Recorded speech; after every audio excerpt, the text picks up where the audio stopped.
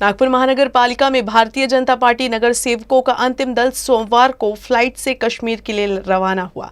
इस दल में नगर सेवक और उनके परिवारों को भी पिकनिक के लिए भेजा गया है। विधान परिषद चुनाव में मतों की खरीद फरोख्त को रोकने के लिए पार्टी ने ये निर्णय लिया है और सिर्फ नगर सेवक ही नहीं, उनके करीबी पदाधिकारियों को भी अज्ञात जगह पर भेजे जाने की जानकारी सामने आई है। पिकनिक पर गए नगर सेवक 8 दिसंबर को नागपुर पहुंचेंगे, जहां एयरपोर्ट से सीधे उन्हें पेंच के एक रिसोर्ट में मतदान के वक्त तक रखा जाएगा।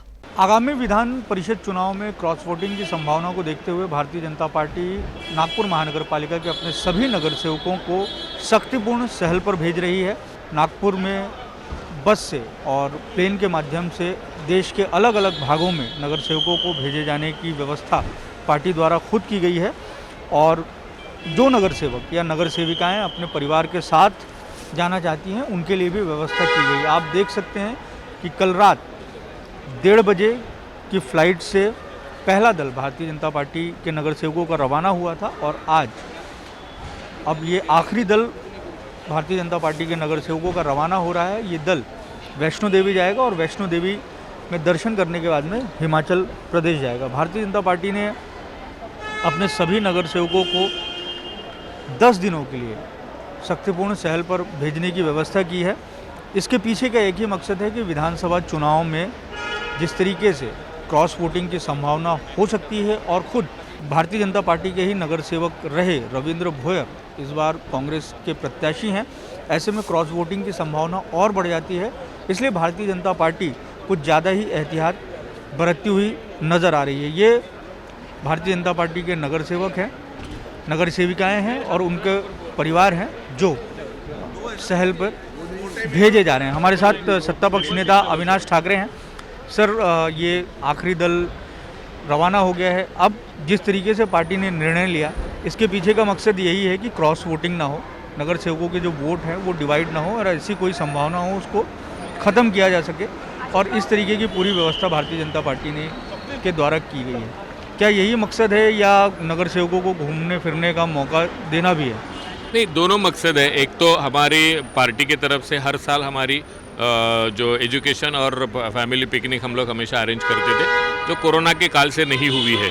दूसरा ऐसा रीज़न है कि कांग्रेस के पास वोट्स नहीं है, फिर भी वो जिस तरह की चर्चा शहर में कर रहे हैं उसकी वजह से हमारे जो नगर सेवक है उनके ऊपर अननेसेसरी जनता में एक संभ्रम निर्माण हो रहा है, क्वेश्चन मार्क निर्माण हो रहा है। और आने वाले महानगर पालिका के चुनाव को देखते हुए हमारे नगर सेवक को बदनाम करके उसका कुछ चुनावी फायदा मिलता क्या, इस तरह की रणनीति कांग्रेस की हमें दिख रही है।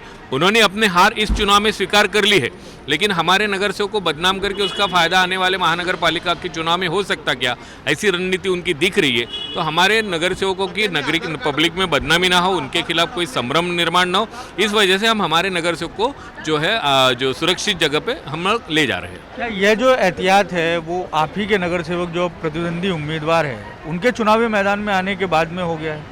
नहीं, ऐसा कुछ नहीं है। अगर हमने तो पूरी कोशिश की है चुनाव जो है वो अनअपोज हो जाए, बट उनके तरफ से अनअपोज हुआ नहीं। हमारे पास 350 के करीब वोट है, उनके पास 150 पौने 200 के करीब वोट है। हमारे पास 100 से ज़्यादा मेजॉरिटी है, हमको डरने की ज़रूरत नहीं।